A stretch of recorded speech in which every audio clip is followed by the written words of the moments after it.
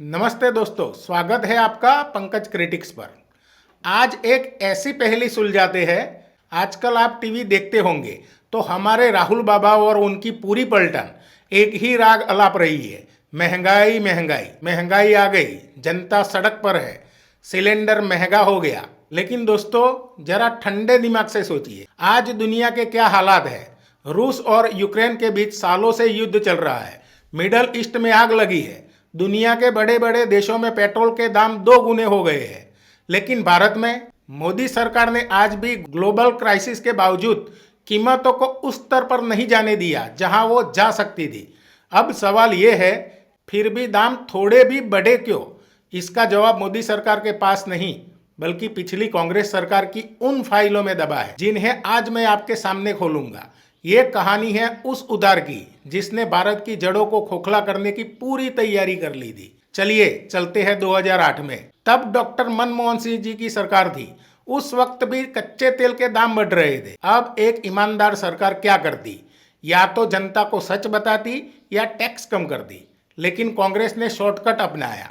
उन्होंने शुरू किया ऑयल बॉन्ड्स का खेल।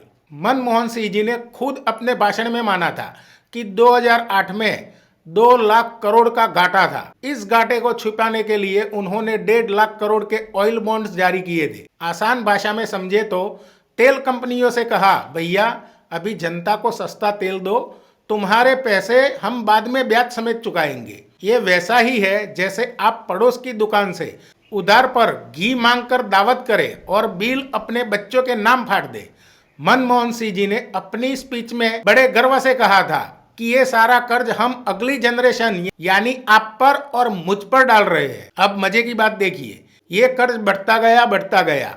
2012 आते आते जब पानी सिर से ऊपर निकल गया तो प्रधानमंत्री ने हाथ खड़े कर दिए। उन्होंने अपनी स्पीच में फेवरेट डायलॉग बोला, पैसे पेड़ों पर नहीं लगते। सबसे पहले डीजल के दामों में बढ़ोतरी और एलपीजी सिलेंडरों पर लगाई गई सीमा के बारे में बात करना चाहूँगा।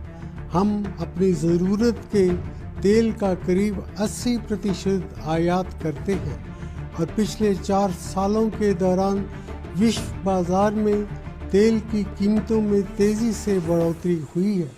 हमने इन बढ़ी हुई कीमतों का सारा बोझ आप पर नहीं पड़ने दिया। हमारी कोशिश ये रही है कि जहाँ तक हो सके आपको इस परेशानी से बचाए रखें। इसके नतीजे में पेट्रोलियम पदार्थों पर दी जाने वाली सब्सिडी में बड़े पैमाने पर इजाफा हुआ है। पिछले साल ये सब्सिडी 1,40,000 करोड़ रुपए थी। अगर हमने कोई कार्रवाई ना की होती तो इस साल ये सब्सिडी बढ़कर 2 लाख करोड़ रुपए से भी ज़्यादा हो जाती। इसके लिए पैसा कहाँ से आता? पैसा पेड़ों पर तो लगता नहीं। उन्होंने चेतावनी दी कि अगर अब कीमतें नहीं बढ़ाई तो भारत भी पाकिस्तान की तरह दिवालिया हो जाएगा। और उस समय के मंत्रियों के तेवर, आज जो राहुल गांधी जी सिलेंडर लेकर फोटो खिंचवाते हैं, उनके समय की मंत्री रेणुका चौधरी जी से जब एक पत्रकार ने पूछा कि महंगाई से तंग आकर 2 लोगों ने सुसाइड कर लिया है, तो उनका जवाब सुनिए। क्या आत्महत्या करने से महंगाई खत्म हो जाएगी? जब गैस सिलेंडर महंगा हुआ तो कहा गया गरीब आदमी थोड़े ही सिलेंडर पर खाना बनाता है।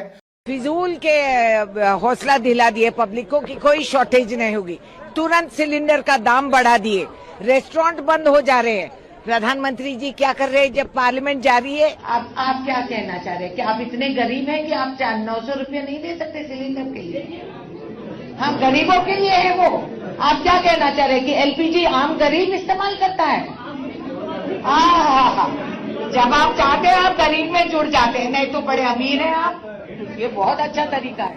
और खुद राहुल बाबा ने तो ज्ञान दिया था कि गरीबी सिर्फ एक माइंडसेट है। मतलब आप गरीब नहीं है, बस आपको लगता है कि आप गरीब है। कांग्रेस उपाध्यक्ष राहुल गांधी ने गरीबी की एक नई परिभाषा गढ़ दी है। समाचार एजेंसी पीटीआई के मुताबिक राहुल गांधी ने सोमवार को इलाहाबाद में कहा कि गरीबी एक मानसिक स्थिति है जिसका भोजन, रुपए या दूसरी भौतिक चीजों की कमी से कोई वास्ता नहीं है। पीटीआई के मुताबिक राहुल गांधी ने गरीबी की ये नई परिभाषा सोमवार रात इलाहाबाद के गोविंद वल्लभ पंत सामाजिक विज्ञान संस्थान के एक कार्यक्रम में।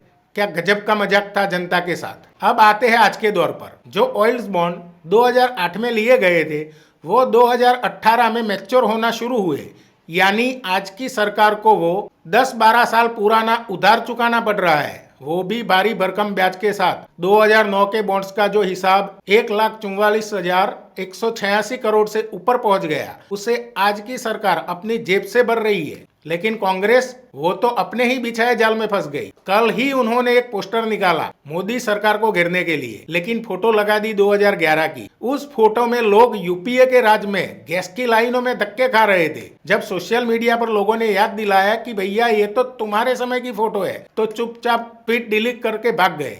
ये है उनका सच। पुराने कुकर्म छिपाने के लिए आज झूठ का नैरेटिव चला रहे हैं। तो दोस्तों, लब्बो लुआब ये है कि आज जो आप पेट्रोल डीजल पर टैक्स दे रहे हैं उसका एक बड़ा हिस्सा उन पुराने उधार को चुकाने में जा रहा है जो कांग्रेस ने मजे के लिए लिया था। आज युद्ध के बावजूद मोदी सरकार ने देश को दिवालिया होने से बचाया है और आत्मनिर्भर बनने की राह दिखाई है। क्या आप चाहते हैं कि हम फिर से उसी उधार की राजनीति में जाए या फिर कठोर लेकिन सही फैसलों के साथ देश को आगे बढ़ाए? कमेंट में अपनी राय जरूर दें। और हाँ, अगर आपको ये फैक्ट्स पसंद आए तो इस वीडियो को शेयर करें और चैनल को सब्सक्राइब करना ना भूलें। जय हिंद, जय भारत।